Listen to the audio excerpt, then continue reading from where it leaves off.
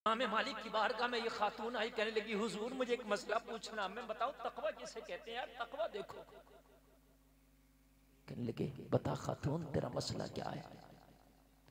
कहने लगी हुजूर मैं एक बड़ी गरीब खातून हूं, मैं सूत काटने का काम करती हूँ।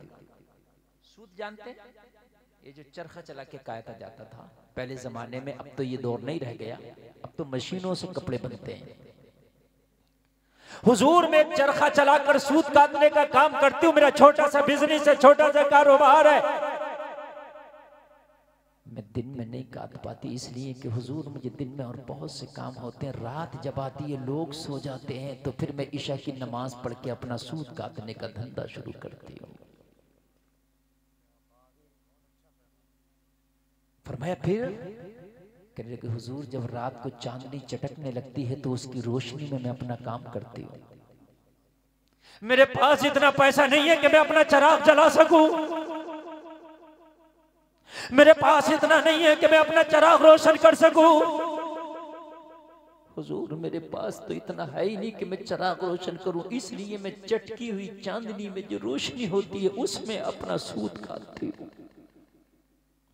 लेकिन हुजूर कभी कभी ऐसा होता है कि मेरी गली से, मेरे रास्ते से बादशाहों के जुलूस निकलते हैं। जुलूस जानते हैं आप, बादशाहों के जुलूस निकलते हैं, उनके जुलूस में रोशनी बहुत ज्यादा होती है, शमा बरदार होते हैं, फानूस बरदार होते हैं, उनके हाथों में किंदीलें होती हैं। जब वो मेरी गली से निकलते हैं तो बादशाहों के जुलूस की रोशनी मेरी छत पर आ जाती है जहां मैं अपना सूत काट रही होती हूँ। जब रोशनी ज्यादा हो जाती है तो फिर मुझे दिखने भी ज्यादा लगता है, जब मुझे नजर ज्यादा आने लगता है तो हुजूर मेरे काम करने की स्पीड तेज हो जाती है। जिस दिन बादशाहों के जुलूस मेरी गली से निकलते हैं उस दिन मेरा काम दोगुना हो जाता है, इसलिए कि रोशनी ज्यादा होती है। हुजूर मसला ये पूछना है, ये जो सूत ज्यादा कट जाता है, ये जो दोगुना काम हो जाता है, ये दोगुना काम ज्यादा कटा हुआ सूत मेरे लिए जायज है या नाजायज है? आप देखिए यार कहां कितनी गहराई का नजर है। हुजूर ये सूत मेरे लिए जायज है या नाजायज है? हाय हाय। इमाम मालिक ने फरमाया खातून ऐसा लगता है कि तू हसन बसरी की बहन है। कह रहे हुजूर आपको कैसे पता कि हसन बसरी मेरा भाई है? हुजूर आपको कैसे पता कि मैं हसन बसरी की बहन हूं? फरमाया ये तकवा हसन बसरी की बहन ही का हो सकता है। सुभान अल्लाह सुभान अल्लाह। ये तकवा हसन बसरी की बहन ही का हो सकता है। कहने लगे हाँ हुजूर हसन बसरी मेरा भाई है। लोगों जरा गौर करो कितनी सी बात पर ख्याल है, कितनी छोटी सी बात पर ख्याल है। और हमारा हाल ये है कि अगर प्रधान खड़ंजा डलवाने के लिए ईंटें रखवा दे रास्ते में और अगर 2 हफ्ते तक खड़ंजा ना पड़े तो आधी ईंटें गायब, जिसके दरवाजे पर थी वो लेके ढो ढो के। सही बता रहे हैं, समझते हैं हमारे अब्बा जी की हैं। जायज नहीं है, जायज नहीं है, बात है कि नहीं? ऐसा होता है कि नहीं होता है? ढुल्ली है कि सरकारी माले ले जाओ, नहीं। हद ये है कि मस्जिद में जो गर्म पानी होता है हीटर से, उसको भर के अपने घर आप नहीं ला सकते। बेशक उस गर्म पानी को आप अपने घर नहीं ला सकते, इसलिए कि उसमें बिजली खर्च हुई है और बिजली का बिल मस्जिद देती है, तो तेरा पर्सनल अधिकार नहीं है उस पानी पर। बात समझ भाई? ये जो नमाज के बाद मस्जिद का पंखा चला के आप लेट जाते हैं जायज नहीं है, इसलिए कि जो बिजली खर्च हो रही है पंखे में इसका बिल मस्जिद देगी। ये नमाजियों के लिए था, तेरे सोने के लिए नहीं है।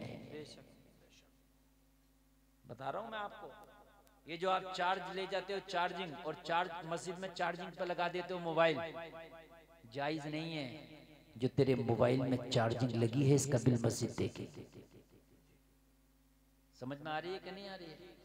आप गौसे आदम के चाहने वाले हो, गौसे आदम का जलसा सजाया तो गौसे आदम का जलसा सजा के मोहब्बत नहीं होगी, उनके मिशन पे अमल करके मोहब्बत होगी। मोहब्बत गौसे आजम से करते हो, माल मस्जिदों का खा गए। मोहब्बत गौसे आजम से करते हो, माल पड़ोसियों का खा गए। मोहब्बत गौसे आजम से करते हो, माल हराम का कमाते हो। तो ये मोहब्बत नहीं, ये झूठ है, झूठ। अगर गौसे आजम से मोहब्बत करता तो सुन, गौसे आजम के अब्बा जी ने एक सेब ही तो खा लिया था जो दरिया में बहता बहता जा रहा था। क्या बात है, सुभान अल्लाह, क्या बात है। बहता बहता जा रहा था, भूख लगी थी, कई दिन के भूखे थे, वो बहता हुआ देख खा लिया। यहाँ पे एक मसला बताऊं मैं आपको, फतवा अगर लोगे तो फतवा ये कहेगा ये सेब खाना जायज था। क्यों? इसलिए कि जो सेब बहता हुआ जा रहा था इस पर किसी का हक नहीं था। ये जिस बाग से भी टूटा था मालिक को भी पता था कि जो सेब मेरे बाग के पेड़ों से टूट के दरिया में गिरेगा वो मेरा है ही नहीं, वो तो चला जाएगा। जी जी, समझ रहे हैं आप कि नहीं समझ रहे हैं आप? मैं मसला आपको समझा रहा हूं। साबुन है, साबुन, आप किसी का साबुन उठा के इस्तेमाल कर लो नाजायज, लेकिन वो साबुन घिसते घिसते किरच रह जाए, आखिर में जो रह जाती है छोटी सी, जो अगर घिसो तो यहाँ हाथ चला जाता वो यही रह जाती है, देखिए छोटी सी है? वो किरच अगर किसी ने फेंक दिया तो उसने ये समझ के फेंका भी ये मेरे काम की नहीं है। उसे अगर आपने बगैर इजाजत के उठा के इस्तेमाल कर लिया तो जायज है, इसलिए कि उसने अपनी मिल्कियत से खारिज कर दिया। देखिए कुछ ये तकरीर चल रही है भाई, अब मैं कुछ काम की बातें बता दूं, इसलिए टाइम तो वो रह नहीं गया तकरीर का, लेकिन इसलिए कुछ काम की बातें बता दूं। बात समझ रहे हैं कि समझ रहे हैं? ड्राइवर साहब चले गए, गाड़ी का जो ड्राइवर है वो जा चुका है, अब इसलिए हम ही संभाल रहे हैं। मसले कुछ समझ लीजिए जो मैं आपको समझा रहा हूं। चने रखे, किसी के चने बगैर इजाजत उठा के एक चना खा लो तो नाजायज, समझ लीजिए आप। लेकिन किसी ने चने फट के उसके छिलके के साथ कोई चना भी चला गया हल्का फुल्का, ठीक, उसने वो छिलके फेंक दिए, फिर उसमें से वो चना उठा के आपने खा लिया तो जायज, इसलिए कि वो छिलके में जो चना गया था उसने वो मिल्कियत से खारिज कर दिया। मसला समझ रहे हैं भाइयों आप? ऐसे ही बाग का जो सेब, जो बाग के दरख्त की टहनियां उसमें दरख्त में उसमें दरिया में लची थी, उसमें से जो सेब टूट के गिरेगा मालिक को पता था वो मेरा है ही नहीं। जी जी जी, तो फतवा कह रहा है ये सेब अगर कोई खा ले तो जायज। लेकिन अबू साले अब्दुल कादिर जिलानी के वालिद ने खाया तो तकवे ने इजाजत नहीं दी, ये तकवा है। ओ अबू साले तूने खा लिया सेब के मालिक से तो पूछा ही, ये तकवा है। फतवा कह रहा जायज है, मगर तकवा कह रहा नहीं नहीं भाई तूने खाया, पूछा क्यों नहीं? हम तो अगर फतवे पे अमल कर लें तो बड़ी बात है, लेकिन तकवा देखिए, सेब खा लिया, फतवा कह रहा जायज है, तकवा कह रहा नहीं मियां पूछो किसका सेब है पता निकालो। जब दरिया के किनारे किनारे किनारे किनारे पहुंचे तो ऊपर एक बाग है जिसकी टहनियां दरिया में लची हैं, कहा हो ना हो इसी का है। वाकया कई बार सुना होगा, तो मैं इसलिए नहीं सुना रहा हूं कि ये तो बहुत सुना होगा, लेकिन मैं जो सुना रहा हूं उसमें कुछ ऐसी नई चीजें सुनाऊंगा जो कभी नहीं सुनी होंगी। जी जी, अल्हम्दुलिल्लाह, वो चीज सुनिए आप। आपने कहा कि ये जो सेब मैंने खाया है ये आप ही के बाग का है, क्या आप ये सेब मेरे लिए माफ करेंगे? मैंने खा लिया। अब्दुल्ला सोमई उस बाग के मालिक का नाम है, ये भी अल्लाह के वली है। कहने लगे नौजवान क्या नाम है? कहा अबू साले। कहा कहाँ खाया सेब? कहा दरिया में जा रहा था। यार समझने लगे ऐसा मुत्तकी नौजवान तो मेरी नजरों ने नहीं देखा, शरीयत कह रही है जायज है, लेकिन फिर भी ये माफी मांगने यहां आया।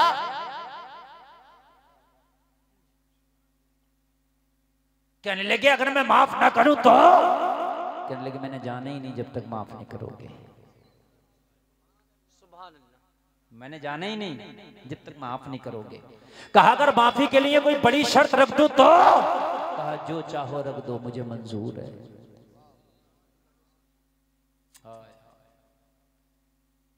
एक हम भी हैं किसी की ट्राली जा रही है, गन्ने खींच रही है, मजे आ गए, हमारे हो गए, है ना, हमारे नहीं हो गए, वो नजायज।